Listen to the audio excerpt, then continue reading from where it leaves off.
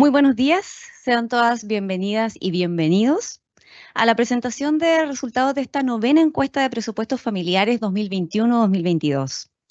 Saludamos al señor Ricardo Vicuña Poblete, director nacional del INE, a señora Paula Poblete, subsecretaria de Evaluación Social, a los integrantes del comité de expertos de la encuesta, a Carolina Casas Cordero, académica asociada del Centro de Medición MIDE-UC, a don Javier Mancero, jefe de la Unidad de Estadísticas Sociales de la División de Estadísticas de la CEPAL, a don Jorge Zelaide, profesor adjunto de Estadísticas de la CEPAL, a don Jorge Zelaide, profesor adjunto del Departamento de Administración de la Facultad de Economía y Negocios de la Universidad de Chile, a la subdirectora de Operaciones del INE, doña Daniela Moraga Farías, al subdirector técnico del INE, Leonardo González Allendez, a los jefes de departamentos y subdepartamentos de la institución, a las funcionarias y funcionarios del INE y a quienes nos acompañan vía streaming también,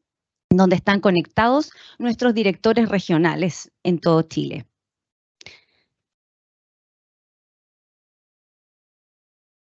Invitamos a pasar acá adelante al director del INE, don Ricardo Vicuña Poblete, quien nos va a dirigir unas palabras de bienvenida.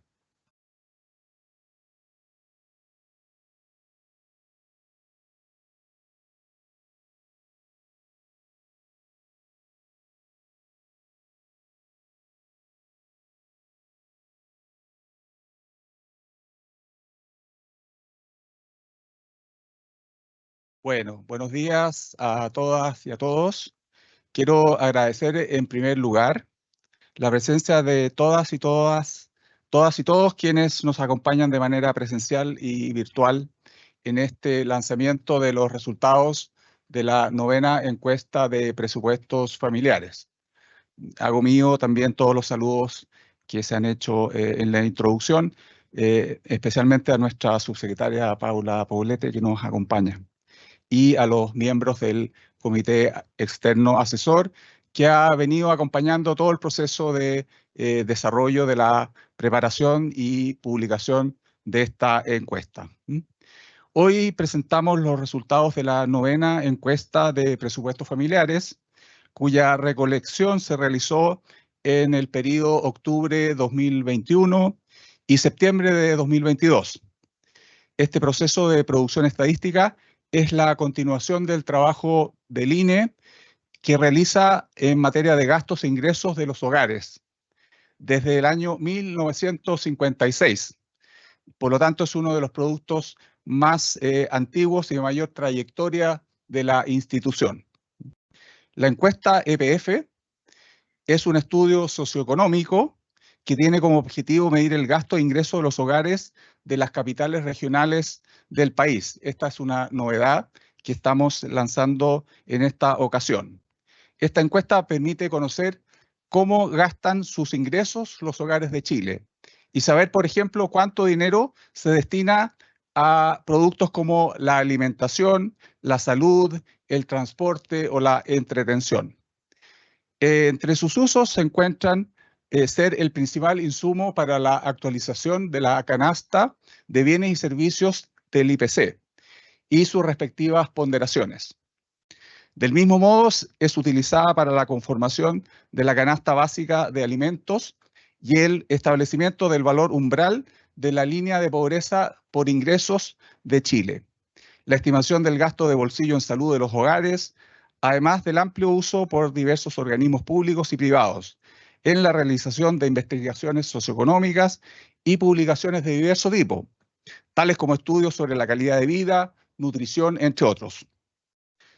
Hagamos un poco de historia.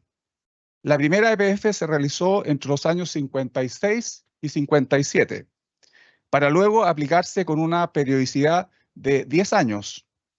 Desde la séptima versión de la encuesta, llevada a cabo el año 2011, bajamos esta periodicidad, o en verdad la aumentamos, y ahora estamos haciéndola cada 5 años. Y este fue un compromiso que asumió el país al momento de ingresar a la OCDE el año 2010. Y por lo tanto nos pone en la punta, en la avanzada de países que tienen este estándar. La actual publicación es la 7ª EPF y fue realizada en julio del 2016 hasta junio del 2017. Esta es la última versión publicada. La versión que estamos publicando el día de hoy, la 9ª versión, mantiene vigente las recomendaciones conceptuales y metodológicas de diversos organismos internacionales y oficinas de estadística. Adicionalmente, es relevante mencionar que las definiciones utilizadas en este estudio se encuentran en concordancia con el Sistema de Cuentas Nacionales, que es el principal marco conceptual de referencia de este tipo de estudios. Del mismo modo, queremos destacar que la 9ª encuesta de presupuestos familiares incluye importantes mejoras metodológicas, entre las que se destacan la incorporación de las macrozonas norte, centro y sur como nuevas áreas de estimación. Anteriormente teníamos una estimación a nivel nacional y no teníamos representatividad a nivel de regiones o macrozonas. Esto permitirá realizar por primera vez análisis estadísticos en estas áreas geográficas. Así también, la 9ª encuesta realizó ajustes a la metodología de calibración de los factores de expansión de la encuesta.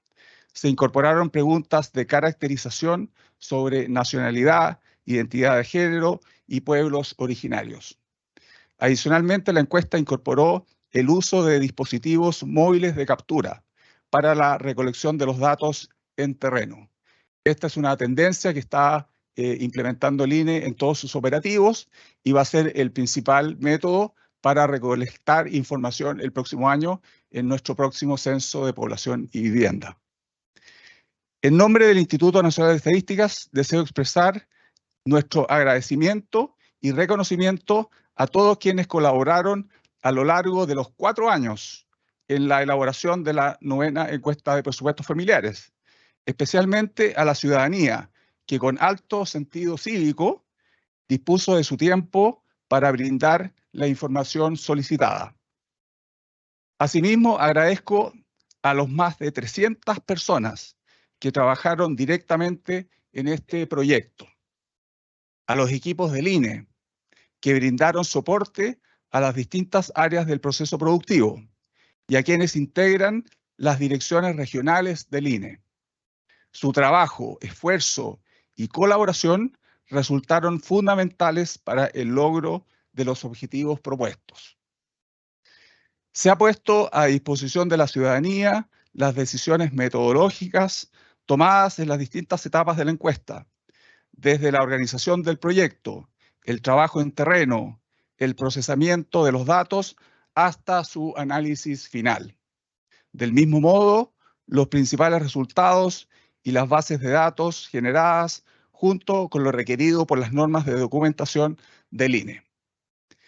Ello para dar cumplimiento al compromiso permanente del INE de dar a conocer a las y los ciudadanos los resultados de su trabajo en forma transparente, y tanto en este evento de difusión como en la página web del INE, www.ine.cl, las y los invitamos a revisar toda la información vinculada a este proceso estadístico. Muchísimas gracias.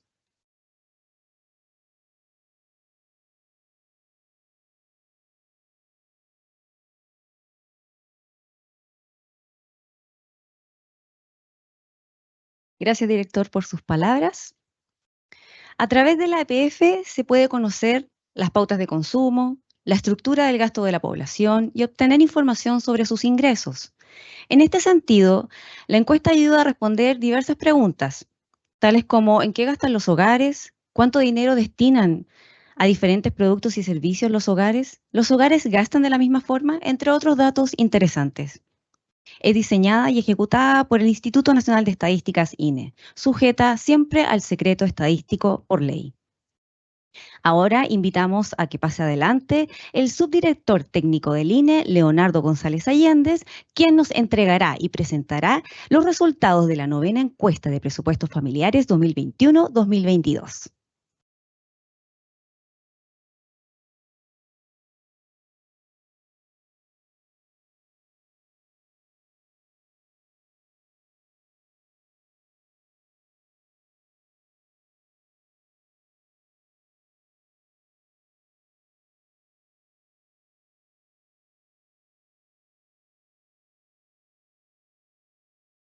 Hola, buenos días a todos y a todas.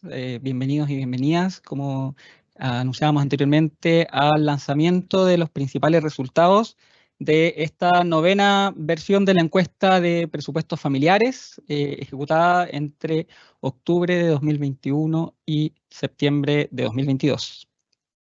Vamos a revisar algunos antecedentes de este estudio. Y el primero tiene que ver con el contexto en el que realizamos esta encuesta. Esta es una encuesta que el INE realiza cada 5 años. Y en esta versión tenemos ahí destacado en azul el periodo en el cual realizamos el trabajo de campo de la encuesta, un periodo que está marcado, ¿no es cierto?, por la finalización, ¿no es cierto?, de la pandemia, por también algunos elementos vinculados al plan paso a paso, vigencia de retiro de los fondos y ciertas particularidades que están presentes, obviamente, también en los resultados de este estudio.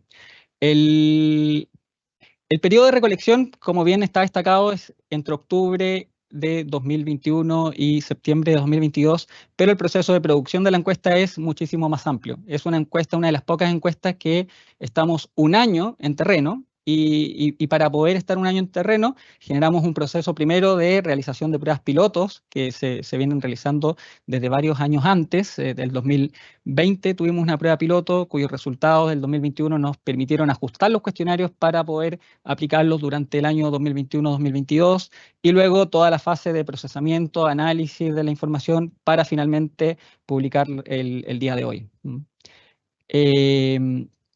¿Cuál es el objetivo principal de esta encuesta? El objetivo principal es identificar la estructura y características del gasto en consumo final de los hogares urbanos en las capitales regionales y sus zonas conurbadas con un periodo de referencia de un año. Entonces ahí estamos diciendo varias cosas. Primero, es una encuesta socioeconómica aplicada a hogares, es una encuesta que como objetivo principal tiene consumo, además representativa, ¿no es cierto?, de las capitales regionales del país y sus zonas conurbadas, y el periodo de referencia para la recolección de datos es de un año calendario. ¿Por qué un año calendario? Porque esta encuesta, uno de los elementos que busca medir para dar cuenta del consumo, tiene que ver con incorporar y medir el patrón de consumo de las distintas épocas del año en los resultados de la encuesta. Y como contrapartida tenemos el objetivo secundario que responde a de dónde los hogares obtienen sus recursos para poder realizar el gasto. Entonces, identifica la estructura del ingreso total disponible en los hogares urbanos y nuevamente las capitales regionales y sus zonas conurbadas, con un periodo nuevamente de referencia de un año en términos de captura. ¿Cuáles son los principales usos que tiene esta encuesta? Como bien adelantado nuestro director, internamente es una encuesta muy relevante, no solo por los resultados que entrega y el análisis social que nos permite realizar, sino también porque aporta la información base para la generación de la canasta del índice de precios al consumidor y sus respectivas ponderaciones. Además, nos entrega información respecto a dónde los hogares realizan las compras de los distintos productos que están contenidos en la canasta. Entonces, esa información relevante para nosotros para distribuir y ajustar los procesos de recolección, considerando el patrón de gasto y dónde realizan los gastos los hogares. Y este es justamente el principal uso interno que realizamos con esta encuesta. El año 2010, como bien decía nuestro director, ingresamos a la OCDE y uno de los compromisos que adquirimos fue actualizar la canasta de bienes y servicios del IPC con una periodicidad máxima de al menos cada 5 años. Entonces, por eso esta encuesta toma esa misma periodicidad quinquenal. Otro de los usos relevantes a nivel país es que con esta encuesta se utiliza como fuente de información para generar las líneas de pobreza, que después se hace seguimiento, ¿no es cierto?, en el tiempo para la medición de pobreza por ingresos oficial. Se utiliza para estimar el gasto de consumo de los hogares en la estimación de cuentas nacionales. Además, se utiliza para estimar el gasto de bolsillo de los hogares, trabajo que hace el Ministerio de Salud. Y además, una serie de estudios respecto a patrones de alimentación de la población, caracterización, ¿no es cierto?, de nos estamos alimentando bien, nos estamos alimentando mal, y sirve, ¿no es cierto?, para caracterizar y generar este tipo de análisis. Desde marzo de 2021 a la fecha, contamos además con un comité de expertos que acompañó el proceso de producción, nos ayudó a nutrir, a mejorar, a retroalimentar la forma en que estábamos generando el proceso, así que agradecemos a quienes estuvieron presentes en todo este proceso, a Juan Bravo, Carolina Casas Cordero, Javier Mancero, Jorge Zelaide, además Carolina, Javier y Jorge nos acompañan el día de hoy para un panel que vamos a tener de comentarios de los resultados de esta encuesta, así que ayudaron a nutrir y a fortalecer este proceso de producción estadística.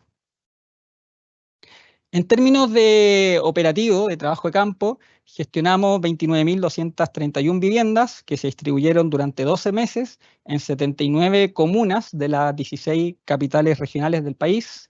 Estas 79 comunas dan cuenta de las capitales regionales y sus zonas conurbadas. Las áreas de estimación geográfica para la novena encuesta de presupuestos corresponden a total nacional, como un todo, de las capitales regionales, ¿no es cierto? Y luego las macrozonas de Gran Santiago, macrozona norte, centro y sur. Y este es uno de los resultados que nos tiene bien contentos en términos de desagregación de la información. Es la primera vez que la encuesta de presupuestos familiares desagrega la información en macrozonas. Anteriormente, las versiones previas, teníamos como área de estimación Gran Santiago y resto de capitales regionales como un todo, y esta vez tenemos macrozonas norte, centro, sur, con lo cual aumenta la riqueza analítica que se puede hacer con la encuesta. Del total de viviendas a encuestar, logramos recolectar información de 14.961 viviendas que se transforman en 15.134 hogares que están presentes en la información que le estamos presentando el día de hoy, y estos hogares a su vez representan a 4.420.864 hogares a nivel de capitales regionales del país.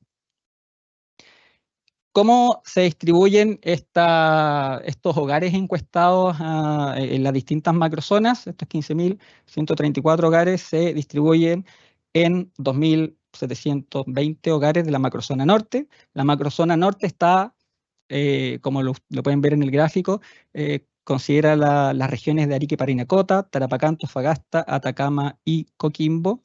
La macrozona centro, con 4.109 hogares encuestados, está conformada por las regiones de Valparaíso, O'Higgins, Maule, Ñuble y Biobío. Y finalmente la macrozona sur, por las regiones de la Araucanía, Los Ríos, Los Lagos, Aysén y Magallanes. Y como un todo, Gran Santiago también es otra área de estimación, otra macrozona de la encuesta.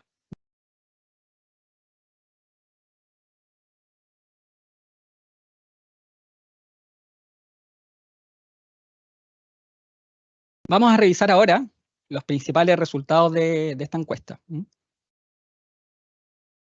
Primero, informar que el gasto promedio de los hogares de las capitales regionales y sus zonas conurbadas asciende a 1.451.784 pesos.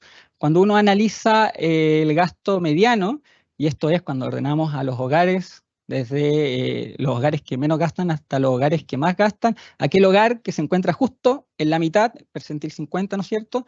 El gasto es de 1.108.065 pesos, y ese gasto se distribuye en distintos ítems. En general, y hasta ahora, los resultados de la encuesta se habían distribuido en 12 divisiones de gasto, que además tienen su correlato con las divisiones del IPC.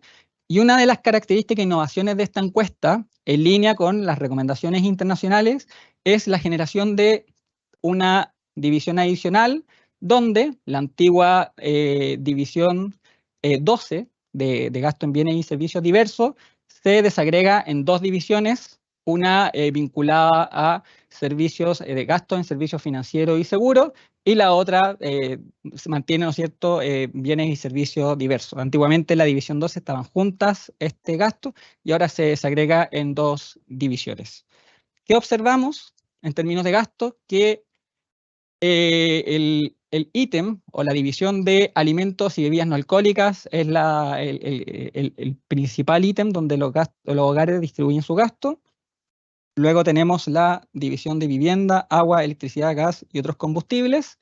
Y finalmente, ¿no es cierto?, dentro de las tres que más gastan, la división de transporte.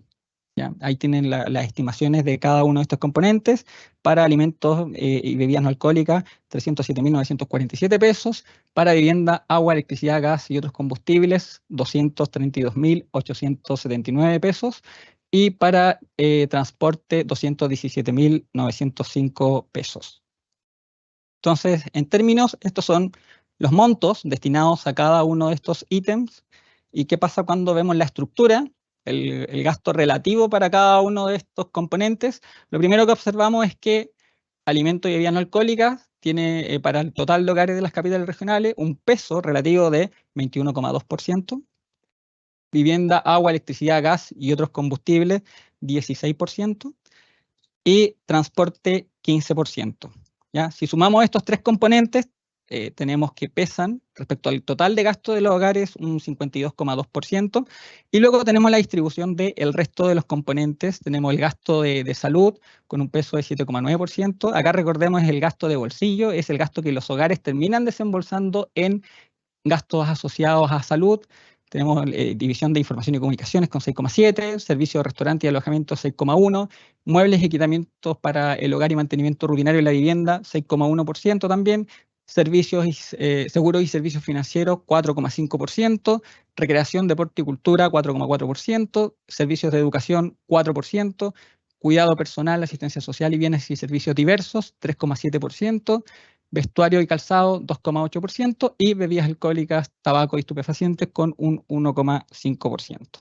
Otro elemento interesante es qué pasa cuando nosotros analizamos esta distribución del gasto entre los distintos quintiles de la población. ¿Qué son los quintiles? Si ordenamos los hogares desde los que menos gastan hasta los que más gastan, cuando hacemos grupos de 20% de hogares, nos dan los quintiles, y el primer quintil es el grupo de hogares que menos gastan, el quinto quintil es el grupo de 20% de hogares que más gastan. ¿Qué pasa cuando hacemos esa desagregación? Entonces observamos que el primer quintil, que es el grupo de hogares del 20% que menos gastan, distribuye un 31,6%, destina un 31,6% de sus gastos a gastos de alimentación y bebidas no alcohólicas. ¿Qué pasa cuando analizamos ese mismo componente para el quinto quintil, es decir, el grupo de hogares de 20%, ¿no es cierto?, que más ganan en términos de ingreso per cápita? Observamos que ese porcentaje destinado a alimentos y bebidas no alcohólicas cae a 13,3%. ¿Ya? Entonces, ¿qué pasa con el resto de la composición del resto de las divisiones? Por ejemplo, la división de vivienda, agua, electricidad, gas y otros combustibles. Observamos que para el primer quintil el gasto en esa división es de 18,3%, mientras que para el quinto quintil es de 14,6%. Otro elemento relevante, por ejemplo, transporte. Ahí observamos una relación inversa. El primer quintil destina 13% de sus gastos a este componente, mientras que el quinto quintil destina 16,3% de sus gastos al componente de transporte. Cuando miramos educación, por ejemplo, observamos que el primer quintil destina 2,2% de su presupuesto a gastos en educación, mientras que el quinto quintil destina 5,6% de su gasto a educación. Y así, ¿no es cierto?, podemos hacer análisis también respecto a la importancia relativa de cada uno de estos componentes de los distintos quintiles. Cuando realizamos análisis de los ingresos y gastos, considerando la quintilización por quintil de ingresos per cápita, y esto es un resultado habitual de esta encuesta en las versiones anteriores también y a nivel internacional, se observa un desajuste entre los ingresos y gastos.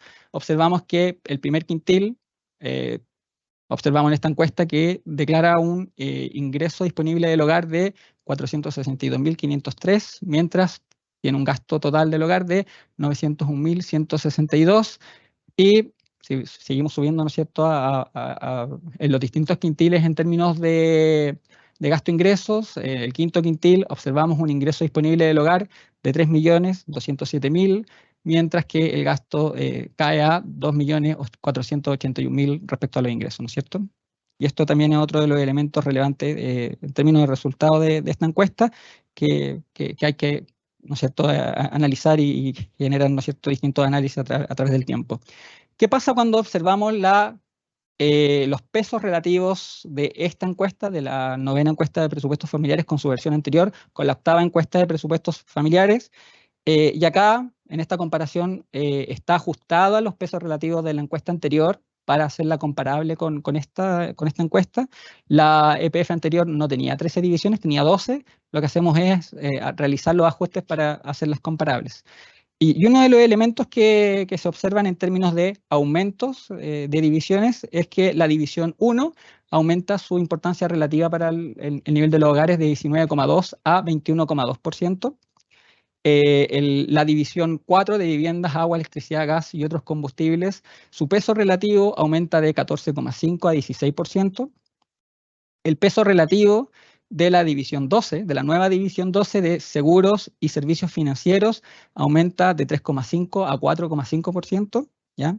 Y en términos de reducción de gasto, observamos que la división de recreación, deportes y cultura cae, la división 9, de 5,3% a 4,4%, y a la vez la división 10 muestra una caída importante también de 6,5 a 4%. La división 10 es la división de educación. ¿Y qué pasó entre una encuesta y otra? Avanzaron, ¿no es cierto?, las políticas de gratuidad, y eso hace y se observa, ¿no es cierto?, en la encuesta que el gasto que destinan los hogares en promedio a educación haya caído desde 6,5 a 4%. ¿Qué pasa cuando uno lo pone los resultados de la encuesta en un contexto internacional? Acá lo que tenemos es, por un lado, el PIB per cápita ajustado por poder adquisitivo de distintos países seleccionados y su relación con el gasto destinado a alimentos y bebidas no alcohólicas. Y ahí, ¿no es cierto?, vemos que Chile en esta relación está en 21,2% y que se observa cierto correlato con lo que tenemos a nivel internacional, donde a medida que aumentan, ¿no es cierto?, los ingresos de los hogares, se va reduciendo el gasto destinado a alimentos y bebidas no alcohólicas. A modo de contexto, por ejemplo, el año 1998, nosotros teníamos un gasto destinado a este componente de 27,25%.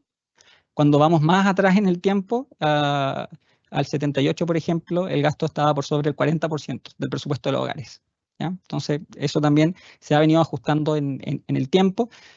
Actualmente, ¿no es cierto?, tenemos un pequeño aumento que además coincide con un periodo donde la senda inflacionaria de los gastos de alimentación o de los bienes de alimentación y bebidas no alcohólicas ha aumentado más de lo que lo ha hecho el IPC general, o el IPC del resto de los componentes. ¿Qué pasa con las estimaciones del gasto per cápita promedio del hogar? Acá lo que hacemos es, ¿no es cierto?, considerar cuál es el gasto dividido de los hogares, ¿no es cierto?, dividido por la cantidad de personas que componen cada uno de los hogares. Observamos que al comparar, ¿no es cierto?, la 8ª EPF con la 9ª EPF hay un aumento estadísticamente significativo del gasto per cápita. Cuando miramos el gasto total del hogar, no hay un cambio ajustado por IPC estadísticamente significativo, y esto se explica porque la cantidad promedio de personas en el hogar disminuye desde 3,3 a 3 personas por hogar, ¿ya?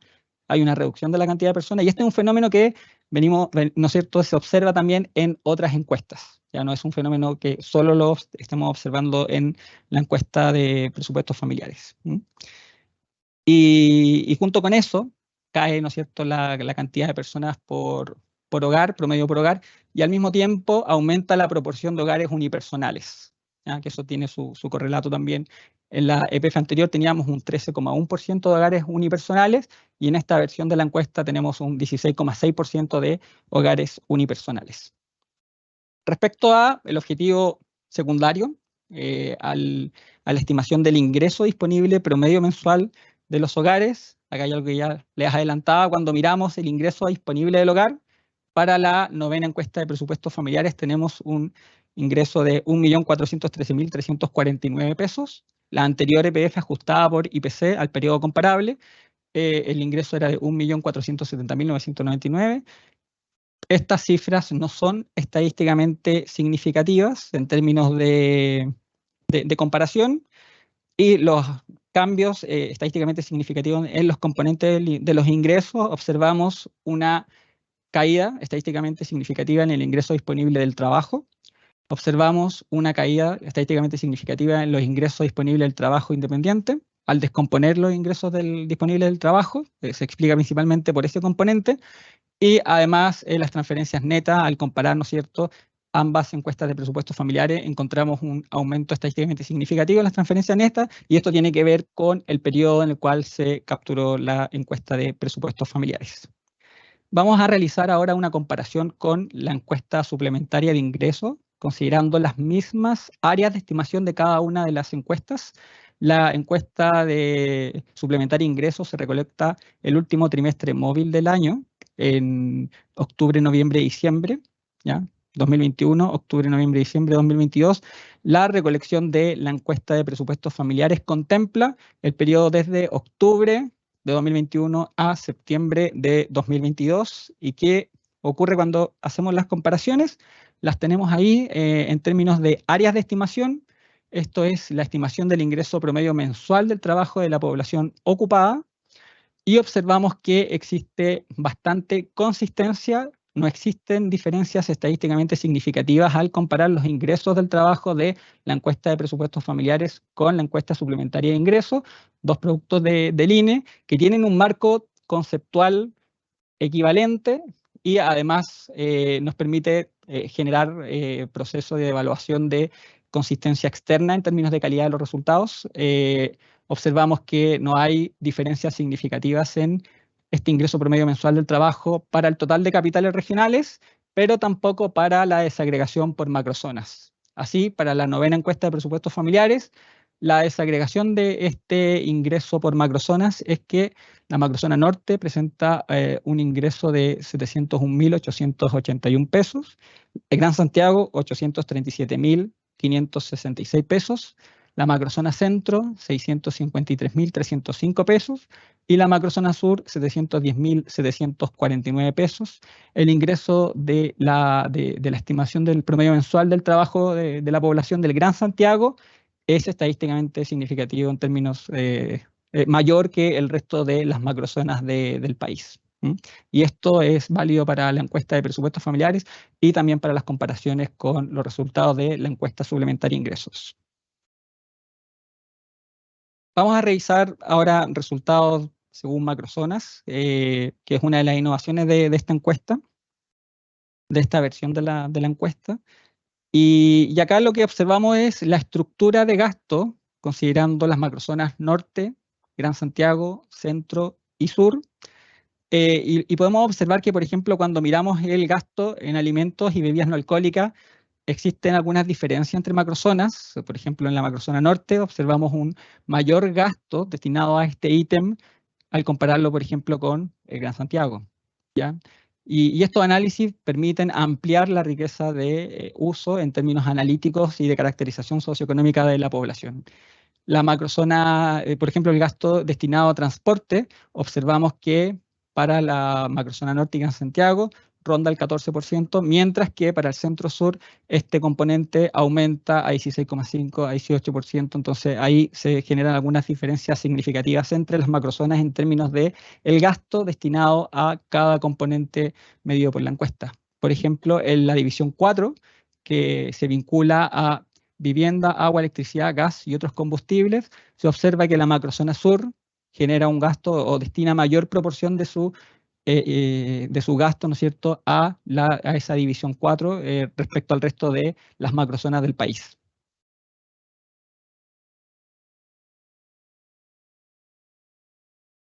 Vamos a revisar ahora la estimación del gasto mensual e ingreso disponible del hogar según las áreas de estimación para los resultados de la novena encuesta de presupuestos familiares. Por macrozonas tenemos que el gasto mensual del hogar, la mediana, este gasto que era de 1.451.782 pesos, para la macrozona norte es de 1.325.057 pesos, para el Gran Santiago 1.590.105, para la zona centro para la macrozona centro, 1.254.635, y para la macrozona sur, 1.247.635. Si revisamos el ingreso medio disponible de los hogares, el ingreso del total de capital regional, 1.413.349. Para la macrozona norte es de 1.241.220 pesos. Para el Gran Santiago, 1.578.833 pesos. Para la macrozona centro, 1.163.409. Y para la macrozona sur, 1.240.215. En términos de algunos análisis que se pueden realizar considerando los resultados de la encuesta, seleccionamos 2 ítems vinculados, por ejemplo, a transporte y la comparación entre las macrozonas en términos del gasto en transporte. Y lo primero que observamos es que para todas las macrozonas el gasto más relevante en términos de este ítem es el gasto destinado a combustible, ¿ya?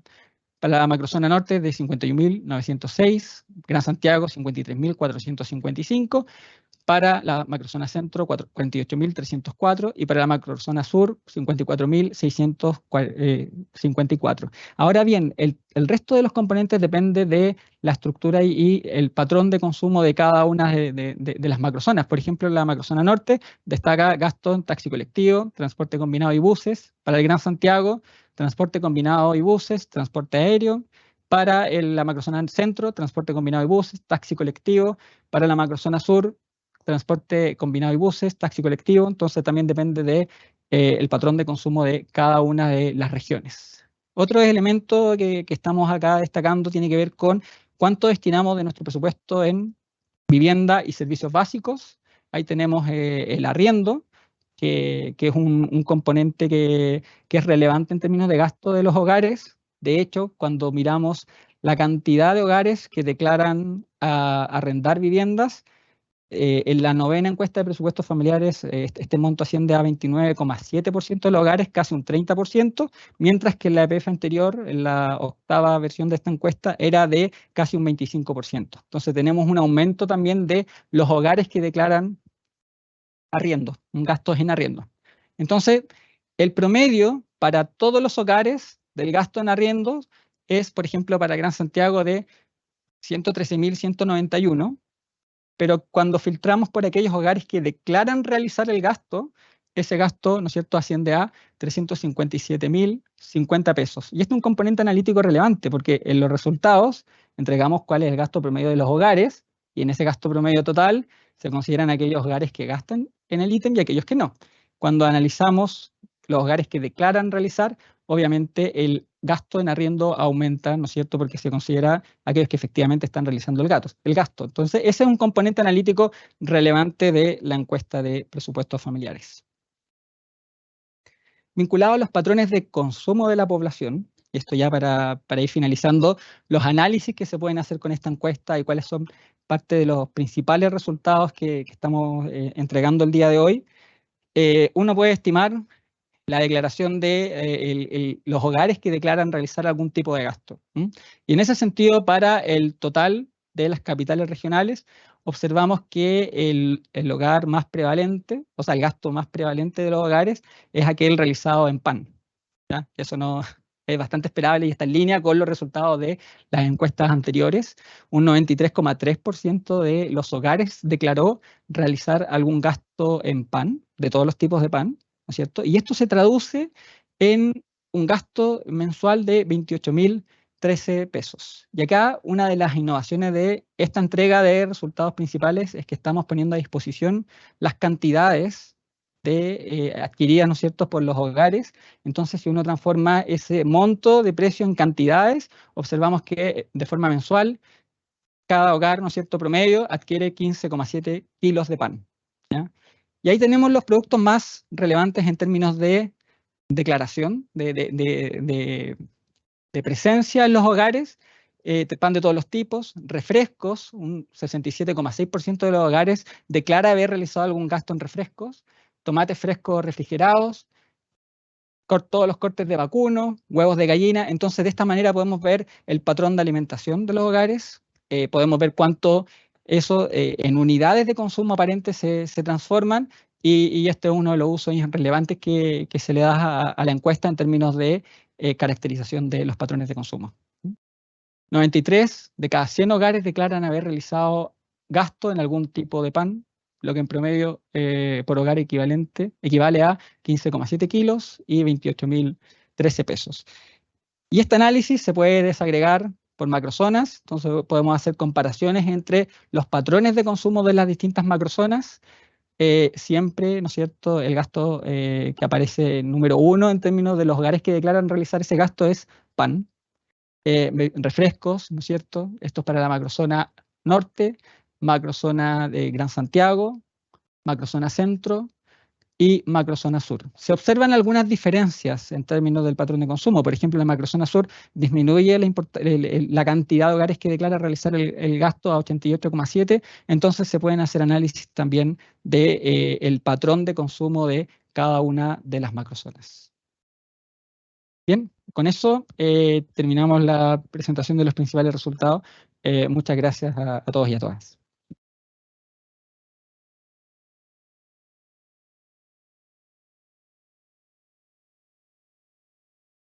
Le damos las gracias al subdirector técnico del INE, Leonardo González Allende, por esta entrega de resultados de la 9ª encuesta de presupuestos familiares que estará disponible en nuestra página ine.gov.cl. Ahora abrimos un espacio de conversación que lo va a integrar un panel de expertos y será moderado por el jefe del Subdepartamento de Estadísticas Socioeconómicas del Departamento de Estadísticas Demográficas y Sociales del INE, Francisco Bilbao, a quien le pedimos que pase adelante. También le pedimos que pase adelante al panel que está integrado por la subsecretaria de Evaluación Social, Paula Poblete, la académica asociada Carolina Casas Cordero, el jefe de la Unidad de Estadísticas Sociales de la División de Estadísticas de la CEPAL, Javier Mancero, y al economista jefe de Scotiabank y profesor adjunto del Departamento de Administración de la Facultad de Economía y Negocios de la Universidad de Chile, Jorge Zelaibe. Los dejo con ellos ahora a continuación.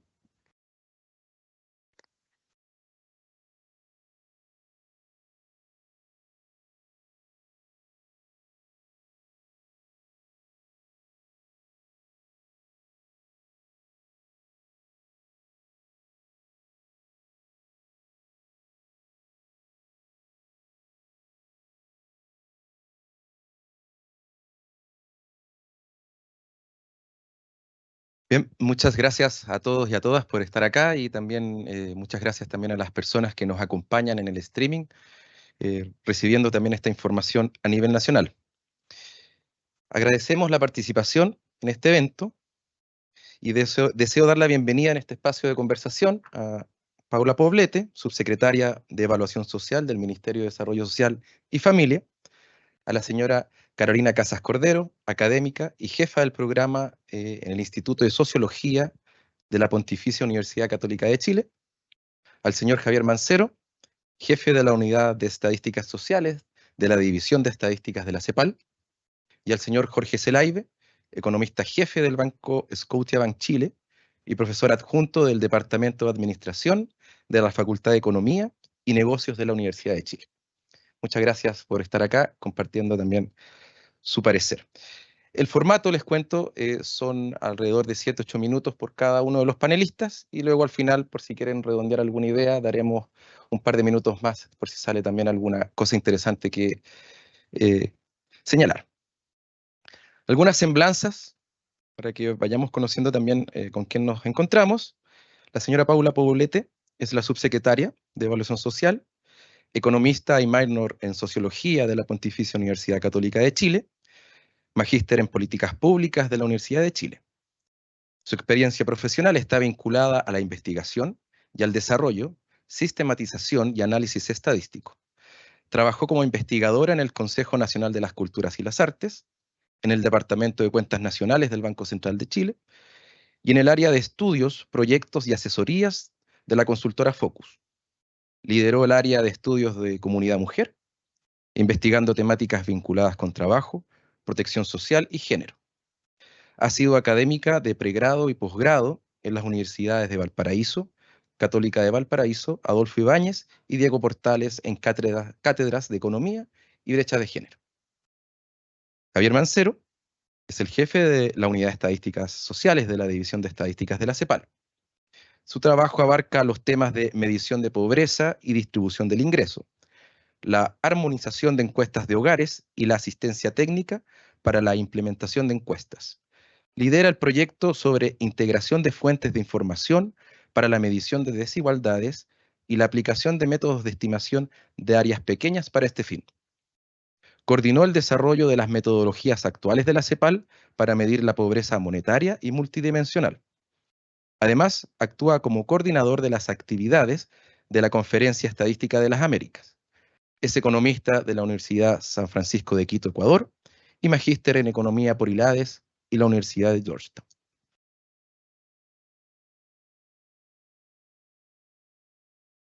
Por su parte, el señor Jorge Zelaibe, economista de la Universidad de Chile, PhD y Master of Arts en Economía de la Universidad de Nueva York, Estados Unidos. Actualmente se desempeña como economista jefe del Banco Scotiabank Chile. También se ha desempeñado como economista en el Banco de la Reserva Federal de los Estados Unidos en Washington, D.C. Ha sido director de BCI Corredora de Bolsa, miembro de la Comisión de Políticas Públicas de la Asociación de Bancos, editor de la revista Economía Chilena del Banco Central de Chile y miembro de la Comisión de Distorsiones de Precios. También es profesor en la Universidad de Chile y es autor de varias publicaciones en revistas especializadas. Finalmente, Carolina Casas Corderos es economista de la Universidad de Chile, PhD y Master of Science en Survey Methodology de la Universidad de Maryland, Estados Unidos.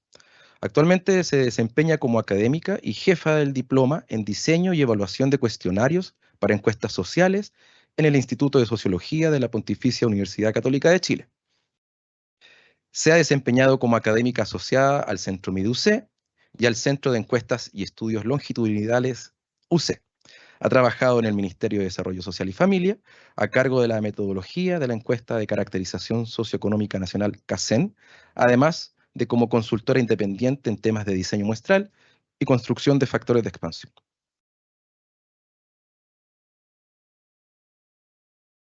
Por lo pronto, comenzaremos este panel de expertos con la académica y jefa del programa del Instituto de Sociología de la Pontificia Universidad Católica, señora Carolina Casas Corderos, que nos comentará sobre los desafíos metodológicos de las encuestas de hogares y en particular aquellos vinculados con la EPF.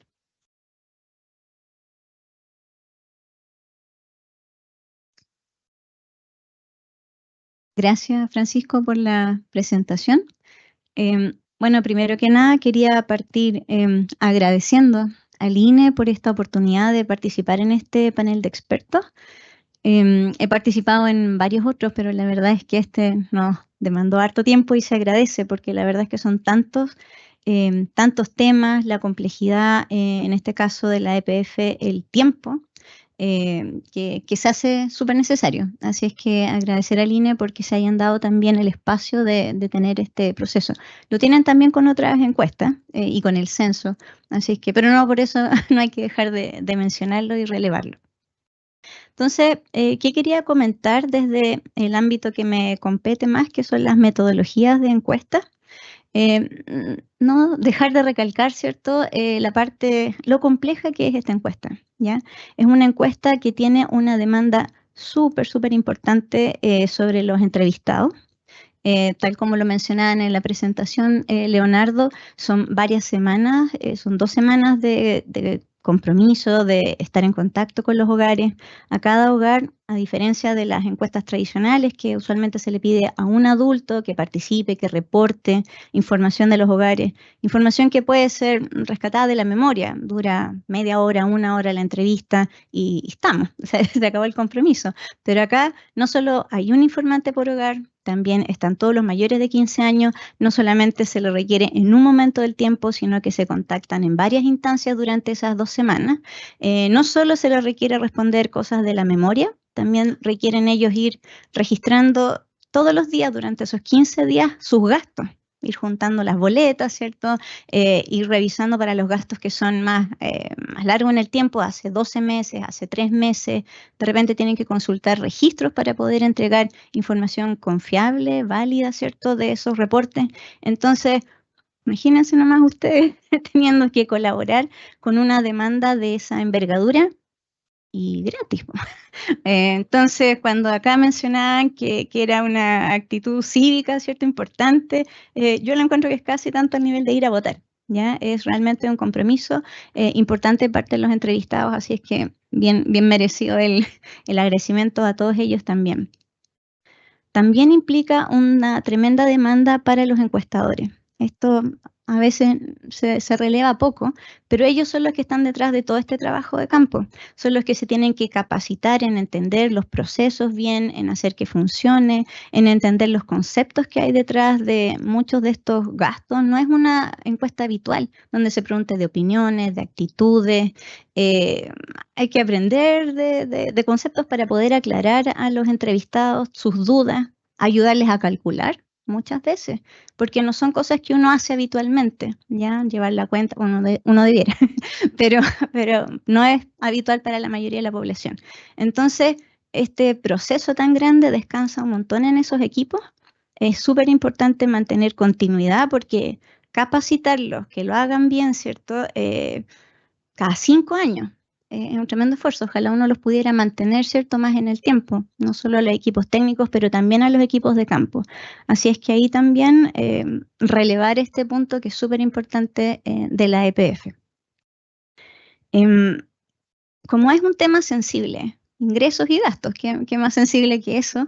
Requiere una tremenda confianza de parte de la población en poder entregar voluntariamente y ojalá lo más fidedigno esta información, ¿ya? Entonces, ahí hay también un tema de desafío para el INE porque hay que convencerlo de que esta información es confidencial, que no se va a revelar a terceros, ¿cierto? El secreto estadístico que se mencionó en la presentación.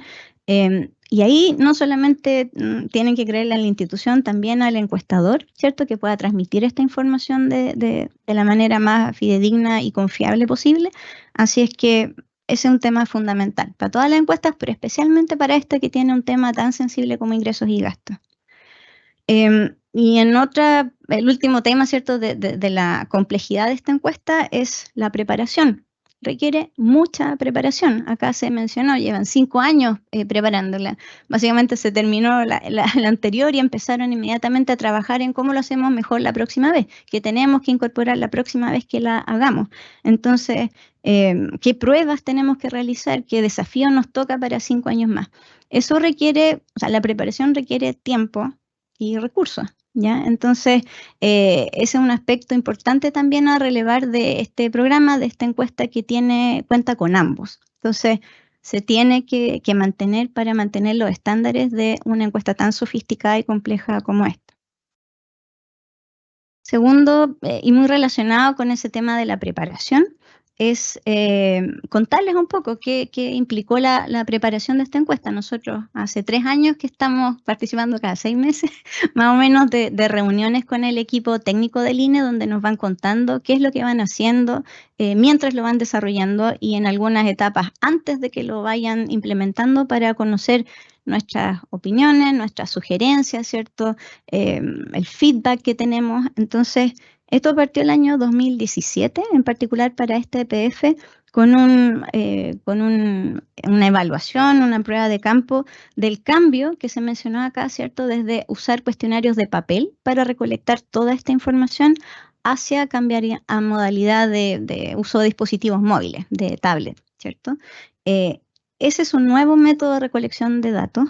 Se aplica, ¿cierto?, probablemente desde hace más tiempo en las encuestas de opinión, ¿cierto?, de mercado. Ya salieron las tablets, inmediatamente salieron a utilizar estas metodologías. Son encuestas mucho más sencillas, de 10 minutos en la calle, ¿cierto?, donde se va preguntando de una cosita a la vez.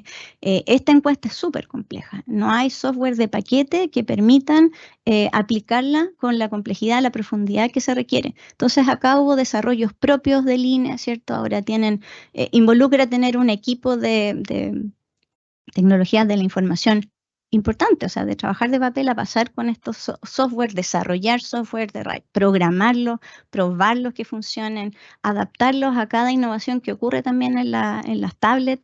es súper importante que se integren con encuestas telefónicas, con las de papel, ¿cierto? Es un tremendo esfuerzo, ¿ya? Y requiere dedicación, requiere programación, requiere recursos. Perdón que insista con el punto, pero en épocas de recorte presupuestario y lo que se está discutiendo hoy día es importante relevarlo.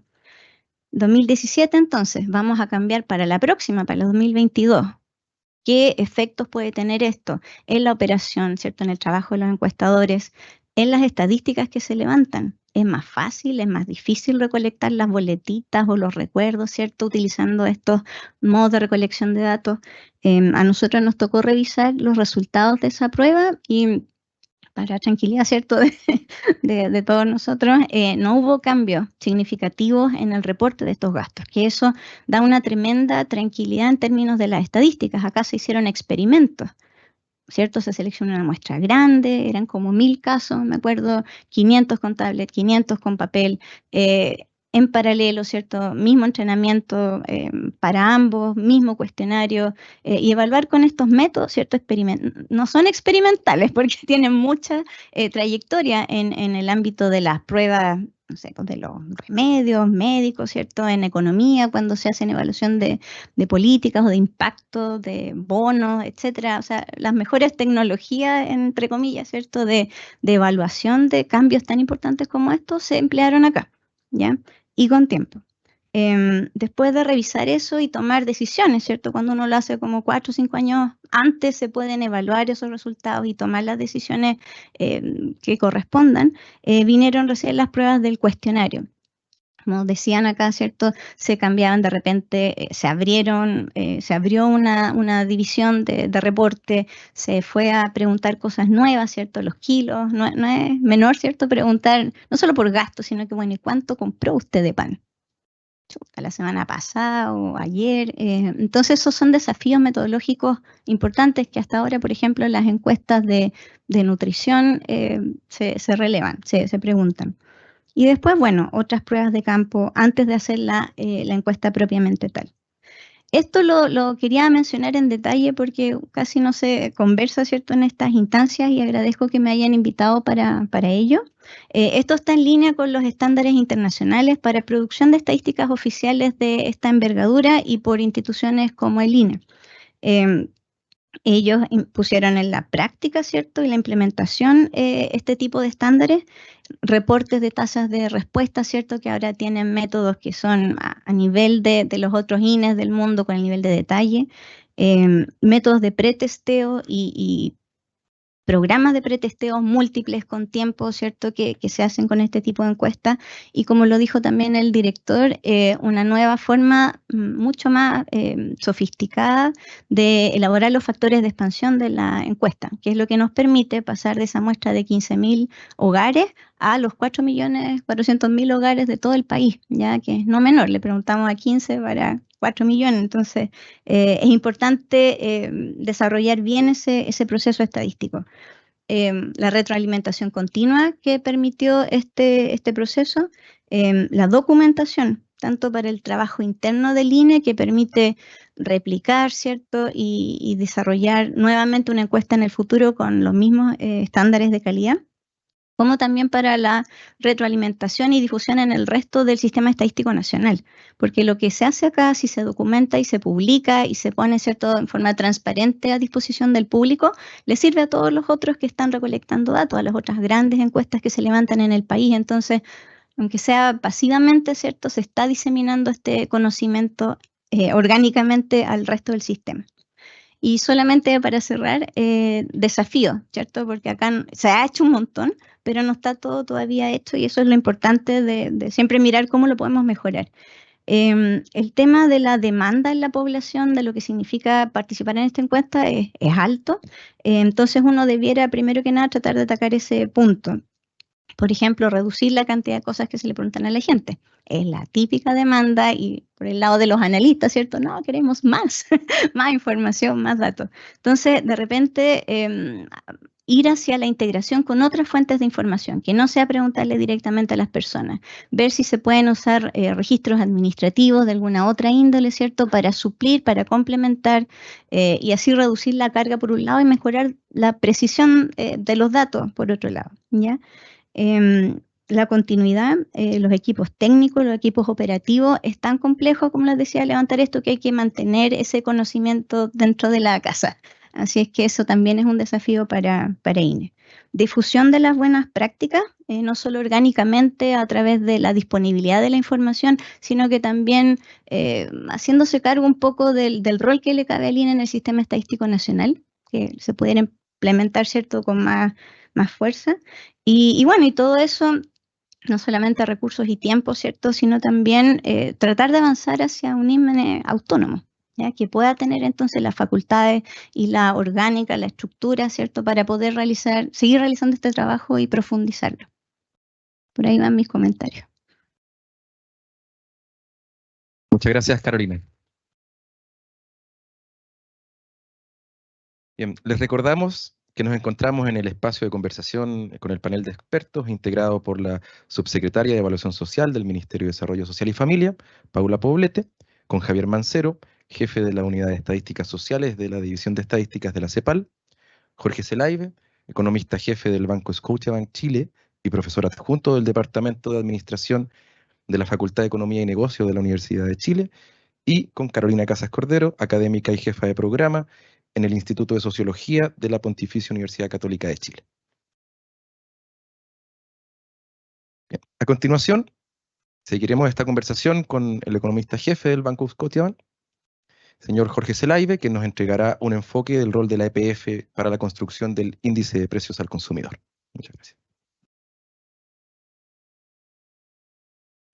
Bueno, yo me sumo a las palabras de Carolina. Este es un tremendo esfuerzo para el instituto. Entrega un enorme valor país. Esta encuesta ha entregado información adicional que nos permite a los hacedores de políticas públicas y también a aquellos que estamos en el sector privado entender mejor. Entender mejor el perfil de gasto, los patrones de gasto.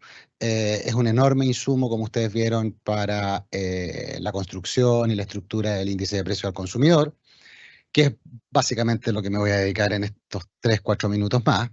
Y quiero reflexionar sobre varias cosas que me parecen interesantes. Leonardo mencionaba la práctica de elaborar la encuesta de acuerdo a los marcos que nos exigió la OECD el 2010. Bueno, ahí tenemos un enorme desafío que se une un poco al comentario de Carolina respecto al Sistema Estadístico Nacional, un proyecto que está dormido en el Congreso, y que podría significar para nuestro querido instituto más recursos. ¿Por qué? Porque esta encuesta se realiza en otras partes del mundo con una frecuencia mayor. Los países de la OECD tienen una mediana y una media de 1 a 2 años en que se realiza esta encuesta. Ustedes dirán, ¿cómo vamos a hacer esta encuesta cada 1 o 2 años? Bueno, los países de la OECD la hacen cada 1 o 2 años y eso significa recursos, muchos recursos. Y es importante tenerlos porque van cambiando los perfiles de consumo rápidamente. Si ustedes se acordarán, hace muchos años consumíamos un CD y hoy día eso no existe. Y es importante ir entendiendo cómo va cambiando, especialmente cuando estamos con una vorágine tecnológica tan importante.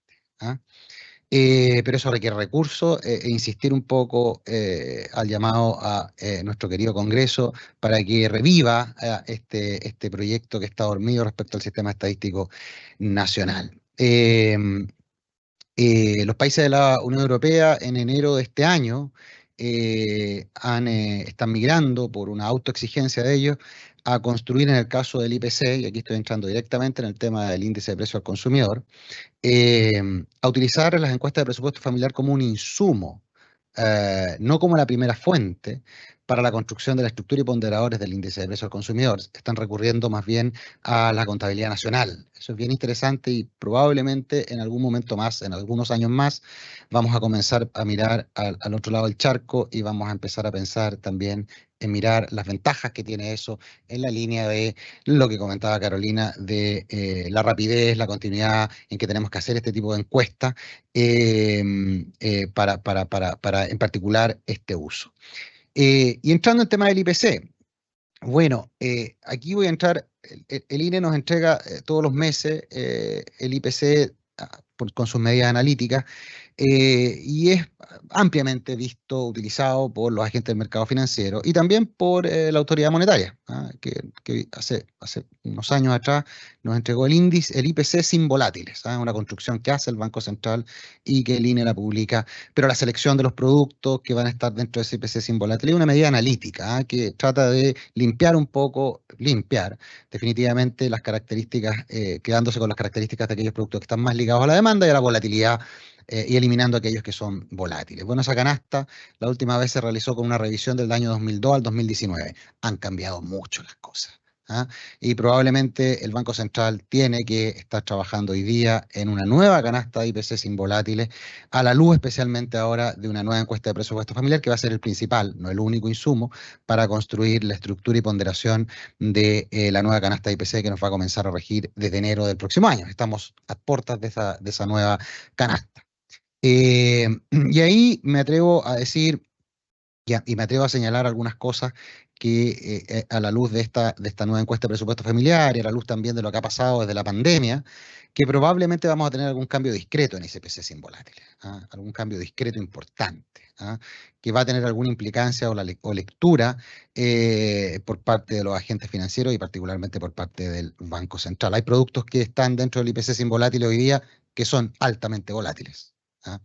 Porque la selección se hizo en un periodo bien específico y ahora obviamente tenemos que cambiar con una nueva encuesta y con una nueva canasta, tenemos que cambiar esa estructura y esa definición de IPC sin volátiles. Este es un trabajo que hace el Banco Central, pero obviamente alimentado en gran medida por esta encuesta. Como ustedes se dieron cuenta, alimentos en la canasta de precios aumenta. Alimentos aumenta. Este es un fenómeno que lo conversamos en el comité y es un fenómeno que se dio en todas partes del mundo.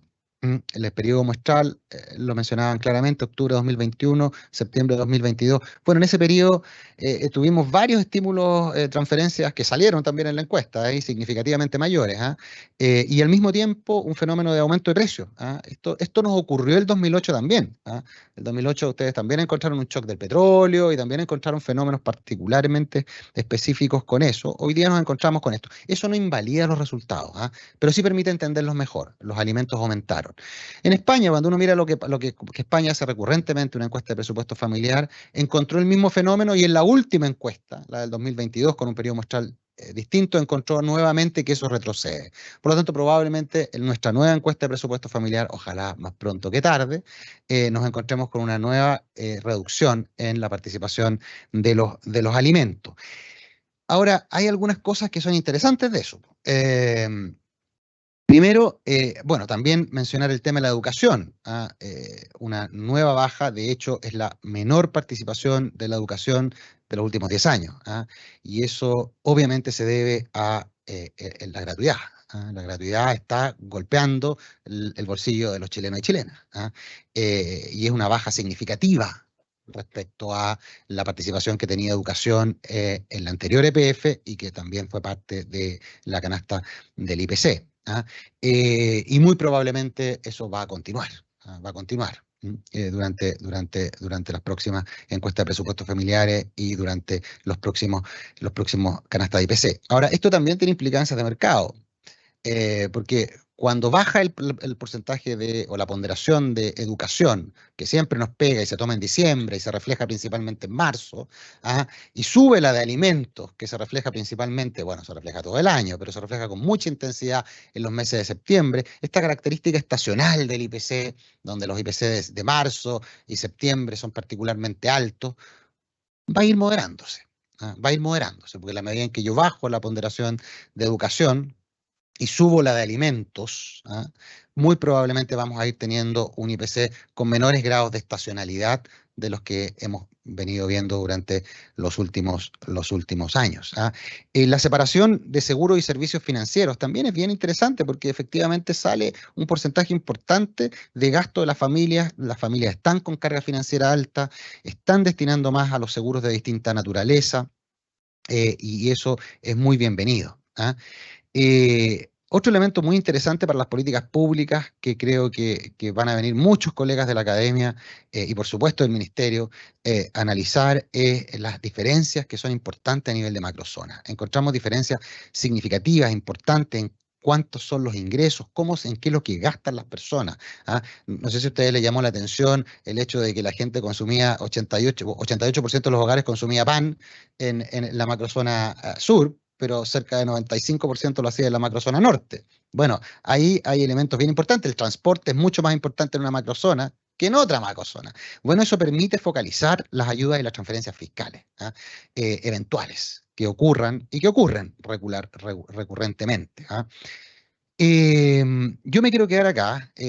Fue primero, finalmente, agradecer nuevamente al INE este tremendo producto, este tremendo esfuerzo, esta nueva desagregación. Carolina hablaba de que ahora tenemos no solo las macrozonas y tenemos ingresos, gastos, sino que también tenemos cantidades de productos. Son elementos que muy probablemente el hacedor de políticas públicas y el académico va a valorar muchísimo. Por lo tanto, darle muchas gracias a los directivos, pero también darle muchas gracias a la gente que hace posible esto en el día a día en el instituto.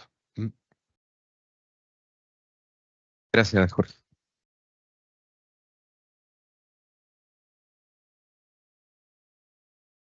Recordamos que terminado el panel, habrá un punto de prensa y se invitará nuevamente a un coffee. Seguimos con el panel de expertos.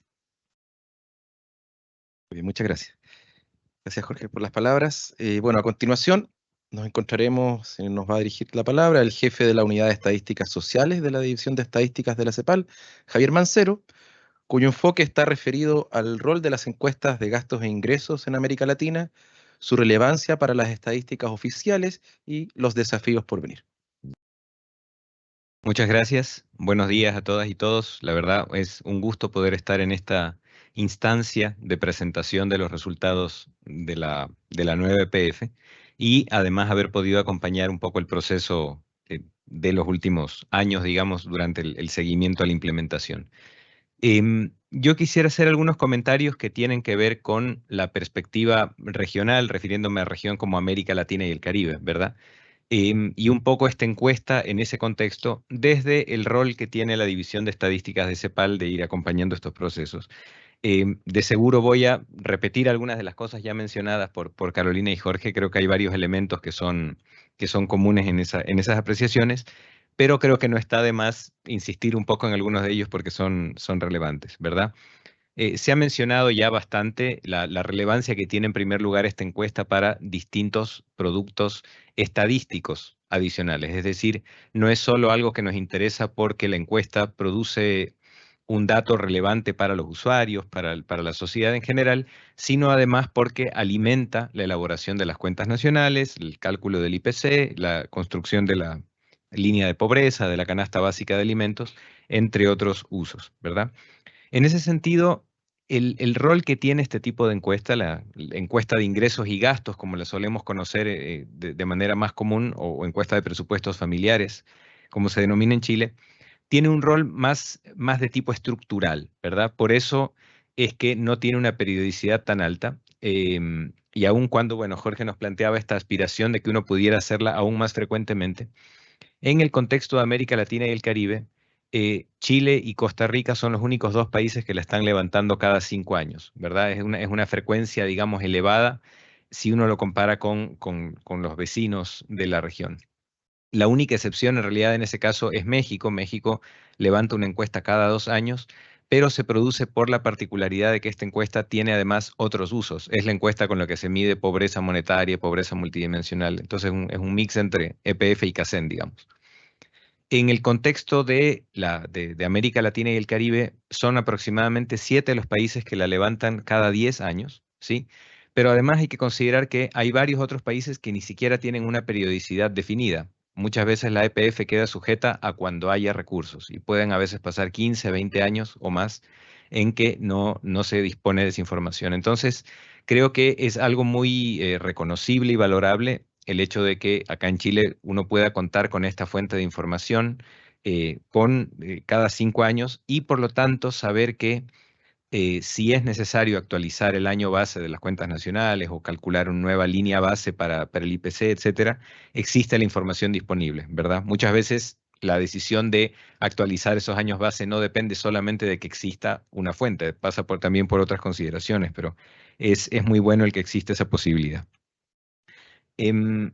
Una particularidad que tiene en ese sentido la EPF en Chile es que, a diferencia de los otros países, donde mucho se levantó la última vez esta encuesta entre 2017, 2018, 2019, en este caso hubo que levantarla muy cerca del periodo de pandemia, ¿verdad? Y eso obviamente implicó un desafío particular en el que no hay muchos referentes de la región porque no hubo tantas experiencias que tuvieran que aplicar ese ejercicio. Carolina Cía menciona por qué estas encuestas son desafiantes, ¿sí? Yo solo quiero tal vez reiterar algunos puntos que ella planteaba, pero que creo que son importantes de tener en cuenta. El primero es que es un cuestionario extenso, ¿verdad? Y son varias visitas al hogar. Por lo tanto, uno requiere convencer al hogar no solo de que responda una vez, sino de que se mantenga disponible para continuarlo visitando. Este es un tema cada vez más relevante para las encuestas porque la disposición a responder de la población en general, si va en alguna dirección, es hacia la disminución en la región y en general en el mundo, ¿sí? Entonces, por distintas razones, porque hay desconfianza, porque es difícil a veces incluso obtener que los hogares respondan al contacto inicial, porque hay cansancio o no hay disponibilidad para estar tanto tiempo entregando información. Entonces, ese es un aspecto en los que esta encuesta es particularmente desafiante. Y otro es que le preguntamos al hogar cosas con distintas periodicidades y en distintos formatos y a distintos miembros del hogar, ¿verdad? Eso, digamos, este tema de indagar por los gastos diarios y preguntárselo a las distintas personas que conforman un hogar es uno de los aspectos tal vez más desafiantes porque requiere dejarle además el hogar la responsabilidad de ir reportando sus gastos diariamente a través de un formulario, que es algo que no encontramos en general en los otros instrumentos.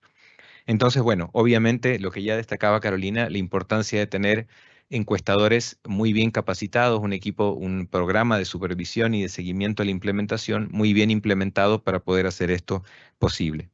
Y además el hecho de que es una encuesta que se levanta a lo largo de todo el año, ¿verdad? Y por lo tanto requiere ir manteniendo un buen balance en la muestra, en el mismo diseño, para que sea representativa en el tiempo y también geográficamente. E ir cuidando qué pasa si es que en algunos de esos meses algo pasa con las respuestas, ¿verdad? Ahora, pese a que las encuestas tienen varias similitudes en términos de su estructura general, los usos, etcétera, también hay muchas decisiones que se tienen que tomar en las oficinas de estadística respecto a características puntuales. Incluso, bueno, si uno comienza incluso con la definición de gasto e ingreso, no es necesariamente igual en todas las encuestas de la región. El tema de si se va a visitar a los hogares por o más en algunos casos, es un elemento que también ha estado en debate y sobre el cual existe poca evidencia disponible como para decir, mira, esta es la mejor práctica, esto funciona mejor. Entonces, muchas veces, por eso es tan importante esta etapa previa de evaluación, de experimentación un poco para saber qué es lo que está funcionando mejor en la recolección, ¿sí? Lo mismo, qué tan abierto es el cuestionario, cuáles preguntas van a ser recolectadas por periodo semanal, mensualmente, semestralmente, anualmente. Ahí hay una serie de decisiones donde si bien hay ciertas cosas que están más o menos estandarizadas, también hay un amplio margen para la decisión. En ese sentido, algo que me parece muy destacable, porque no es una práctica habitual lamentablemente, es el documentar muy bien lo que se hace. Y yo creo que en ese sentido es algo a felicitar, digamos, al INE, el hecho de que todo este trabajo a lo largo de este año también quede plasmado no solamente en los resultados que vimos, sino en documentos que le permitan, primero, a los usuarios entender bien, bueno, cómo se generaron estos datos, ¿sí? ¿Puedo asumir este cierto comportamiento o no según las características que tengo de la información? pero además porque es muy importante para la memoria institucional, para que cuando se haga una próxima EPF, si eventualmente cambian las personas o lo que sea, uno tenga muy clara la experiencia anterior, ¿sí? Es lamentablemente todavía muy común ver que cuando en muchas oficinas de estadística llega el desafío de implementar una nueva encuesta, no siempre está muy claro qué se hizo en la encuesta anterior, qué decisiones se tomaron, etcétera. Entonces creo que eso es algo muy importante. Y en ese sentido, creo que es una práctica que es bueno no solo compartir con el Sistema Estadístico Nacional, sino también a nivel fuera del país, ¿verdad? Creo que es algo que es muy positivo como un referente. Dos temas puntuales que quería destacar de esta nueva EPF que me parecen importantes. Uno es la decisión de publicar la base de cantidades ya trabajada por el INE, depurada por el INE. Esta base tiene un uso muy particular, es sobre todo de interés cuando uno quiere hacer la canasta básica de alimentos, construir la línea de pobreza. En la CEPAL nosotros tuvimos la oportunidad hace unos años de trabajar con este tipo de información, con más de 30 encuestas, y la verdad es que si esta base no viene ya trabajada previamente por el INE, es muy difícil para los usuarios tener que enfrentar la tarea de depurar esa información, ¿sí? Porque aun cuando el gasto y todo ya venga muy trabajado, ustedes se van a encontrar con que las cantidades a veces están declaradas en unidades no estándar, hay valores atípicos que uno no sabe muy bien si lo que está mal registrado es la cantidad o el gasto o qué hay que hacer. Y hay situaciones de no respuesta que son muy variadas, ¿verdad? Porque uno puede tener no respuesta al día, no respuesta a todo el cuadernillo, no respuesta a la encuesta completa, y eso obviamente requiere distintas decisiones. Entonces, el que esto esté disponible creo que es muy útil en general, bueno, no solo para el uso puntual que pueda tener eventualmente en la medición de pobreza, sino para usuarios que estén interesados además en analizar estos alimentos, cómo se convierten, cómo se estiman calorías, aportes nutricionales, aun cuando no es una encuesta de consumo, pero es una fuente representativa nacional sobre esa información. Y el segundo punto a destacar es la desagregación por macrozonas, que ahora está disponible, ¿sí? Hay digamos, desde Naciones Unidas el mandato general de no dejar a nadie atrás en la implementación de los Objetivos de Desarrollo Sostenible. Para eso es necesario tener información desagregada, ¿verdad? Entonces ya vimos una de las desagregaciones, por ejemplo, por quintiles. Vemos que los hábitos de consumo, la estructura de gasto no es igual para todas las personas según su nivel socioeconómico, pero tampoco lo es en las distintas zonas geográficas, áreas geográficas. El tener esta información con esa desagregación abre la posibilidad entonces también de plantearse si los productos derivados en esta encuesta podrían aspirar a tener una desagregación similar o no, ¿verdad? Pero al menos nos habilita a entender estas diferencias y que no pasen desapercibidas, sino saber que el promedio nacional muchas veces oculta estas variaciones. Lo dejo aquí para no extenderme más. Muchas gracias. Muchas gracias, Javier. Bien, información. Última vez que diré esto, pero les recordamos que nos encontramos en el espacio de conversación del panel de expertos, integrado por la subsecretaria de Evaluación Social del Ministerio de Desarrollo Social y Familia, Paula Poblete, con Javier Mancero, jefe de la Unidad de Estadísticas Sociales de la División de Estadísticas de la CEPAL, con el señor Jorge Zelaibe, economista jefe del Banco Scotiabank Chile y profesor adjunto del Departamento de Administración de la Facultad de Economía y Negocios de la Universidad de Chile, y con Carolina Casas Cordero, académica y jefa de programa en el Instituto de Sociología de la Pontificia Universidad Católica de Chile.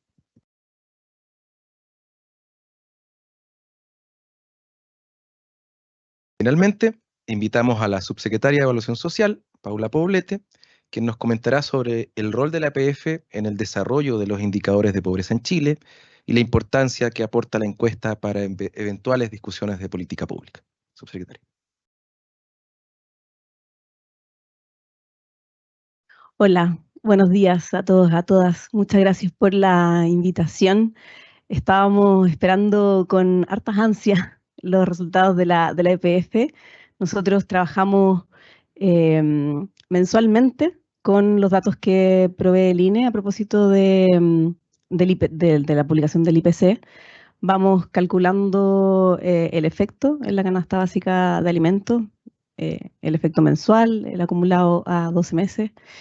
Y es una información tremendamente crucial para calcular la línea de la pobreza, que es con la que la vara que establecemos para medir la tasa de pobreza con la encuesta que hacen cada 2 o 3 años, ¿no? Es una información públicamente conocida. Todas las que hacen se miden en el mismo periodo de tiempo, entre noviembre y enero del año correspondiente, para ir guardando la comparabilidad. Entonces, ya el próximo noviembre de 2024 ustedes van a, o en diciembre, porque lo publicamos un mes después, van a conocer en el fondo cuál va a ser la tasa, digamos, la línea de la pobreza con la cual vamos a medir la tasa. Y esa información va a ser provista gracias a esta información. Yo quería sumarme a los agradecimientos que hacía Carolina. A las personas que responden esta encuesta. Para nosotros, que hacemos varias encuestas en el Ministerio de Desarrollo Social, sabemos del desafío y de las dificultades que muchas veces se tiene para llegar a la tasa de respuesta ideal, ¿no? A la muestra objetivo ideal. Así es que valorar, agradecer a cada uno de esos hogares que compartió su información con nosotros por ese compromiso cívico, como decía Carolina, y también agradecer, por supuesto, a los equipos del INE que trabajan muy seriamente en esto, que como decía Carolina, se capacitan también muy profesionalmente para poder llevar a cabo esta tarea. Y valorar también el trabajo en cadena, ¿no? Nosotros hacemos muchos trabajos con el INE. El INE nos calcula las muestras, los factores de expansión. Ahora mismo también ustedes nos están aplicando la EANA, la encuesta de actividades de niños, niñas y adolescentes, y la EBS, la encuesta de bienestar social. Y ahora entonces vamos a iniciar este trabajo de actualizar la canasta básica de alimentos para poder actualizar la línea de pobreza, donde también hay que hacer un trabajo conjunto porque, como decía Jorge, este EPF trae algunas distorsiones, ¿no? O sea, fue un año especial a propósito de la gran cantidad de recursos que habían disponibles en la economía y que cambió un montón los patrones de gasto. Así que ese trabajo que ya empezó como en lo teórico, ahora que tenemos los datos a disposición, se va a intensificar y vamos entonces a seguir colaborando. Quería destacar lo del efecto de la gratuidad en el bolsillo de las familias y también adelantarme probablemente a la próxima EPF, donde vamos a ver también el efecto en la caída del gasto de bolsillo en salud, ¿sí? Ese efecto no alcanzó a quedar recogido porque en septiembre del 2022 empezó una política pública nueva que es el copago cero para las personas que están afiliadas a FONASA, que en Chile es el 80% de las personas. La atención en los servicios públicos de salud ahora es totalmente gratuita para todos, no solo para los que eran del tramo A en FONASA, sino que ahora también para B, C y D. Entonces, eso se va a también ver materializado en la próxima EPF y vamos a ver cómo va a cambiar ese tan alto gasto, porque si bien es cierto, es un 7%, 6,9% creo que era la cifra exacta, igual es el cuarto gasto más importante en las familias. Entonces, seguro que es algo que, bueno, ya sabemos, para quienes han tenido atención gratuita en estos meses, es algo que ha sido muy valorado y muy agradecido, ¿no? Nosotros en la subsecretaría llevamos, además de la CACEN, el registro social de hogares. Y ahí hay una demanda bien frecuente de las agrupaciones de la sociedad civil organizada que nos pide audiencia por precisamente hacer algún ajuste en la calificación socioeconómica o en la forma de ordenar a las personas en razón de los distintos costos de vida que hay en las distintas zonas del país, ¿no? Especialmente cuando nos juntamos con agrupaciones de zonas extremas, ¿no? Que efectivamente todos podemos imaginar, aunque no hay un IPC regional, todos podemos intuir, ¿no? Que las cosas son efectivamente más caras. O cuando nos juntamos con la gente de Isla Pascua, por ejemplo, también nos hacen ese tipo de solicitud. Y yo creo que poner a disposición esta información, no a un nivel tan detallado, pero sí de macrozona, es un súper gran avance. Poner a disposición, por ejemplo, del Ministerio de Transporte, ¿sí? Estos patrones distintos de gasto en las distintas macrozonas, donde claramente en el norte no hay transporte público. O sea, hemos tenido la posibilidad de recorrer el país a propósito de nuestro trabajo y hay muchas ciudades en Chile que no tienen algo que para nosotros acá en Santiago es muy natural, como es el transporte público regulado. Y eso se ve, las estadísticas lo están mostrando. O sea, en el norte no hay gasto, el segundo gasto después del combustible, que es algo más general, no está en el transporte público, sino que está en los taxis, porque prácticamente no hay transporte colectivo en esas zonas, ¿no? Cosas que por supuesto el Ministerio de Transporte lo sabe, ¿no? Están, pero hacerlo visible para todos como una demanda que está entonces ahora respaldada por la evidencia, por los datos, es algo que sitúa la discusión en otro lado, ¿no?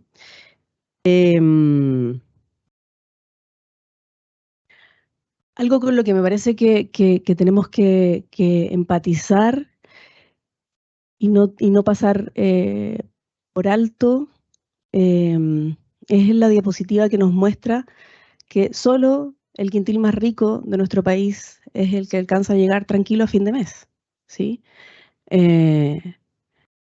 No podemos naturalizar que hay un 80% de nuestro país que tiene más gastos que ingresos, ¿sí? La situación obviamente más dramática está en el quintil 1, pero todos los demás o están endeudados, porque evidentemente para tener más gasto que ingresos, de algún lado tiene que salir la plata, ¿no? Están endeudados y eso también se traduce en calidad de vida, ¿no? En agobio, en problemas de salud mental, en angustia, ¿no? Entonces, también, si bien es cierto, esta encuesta no tiene ese foco, igual refleja la desigualdad de nuestro país, lo injusto que es nuestro país, donde esos ingresos promedios tan altos, cuando nos mostraban el gráfico de comparativo con otros países en paridad de poder de compra, un Chile con $30.000, o 30.000, sí, $30.000, ¿no? $30.000 de PIB per cápita al año, que la mayoría de la gente no ve, ¿sí? Entonces también poner el acento en que toda esta información esté disponible para quienes toman las decisiones y podamos ir haciendo de nuestro país un país más justo, donde, como decía recién Javier, nadie se quede atrás. Así es que, nada, yo soy fan, totalmente fan de la EPF, la he usado ampliamente en mi tesis de magíster sobre todo, ahí usé las 3 últimas en ese momento, de las que estaban disponibles en ese momento. Así es que invitar sobre todo a la academia, a los tesistas, a los hacedores de política pública, a que estrujemos estos datos. Son una maravilla, un tesoro que se suman al patrimonio estadístico de nuestro país. Así es que muchísimas gracias por todo ese esfuerzo.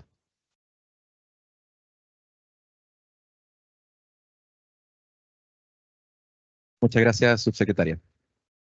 Bien, en honor al tiempo, les queremos agradecer a todos y todas y a cada uno de los que nos observan también a través del streaming, haber compartido los resultados de la 9ª encuesta de presupuestos familiares y también haber escuchado las palabras de nuestro panel de expertos. La información ya desde las 11 debería estar disponible ya en el sitio del INE, ¿ya? Y en el micrositio también de la EPF. Así que muchas gracias a todos.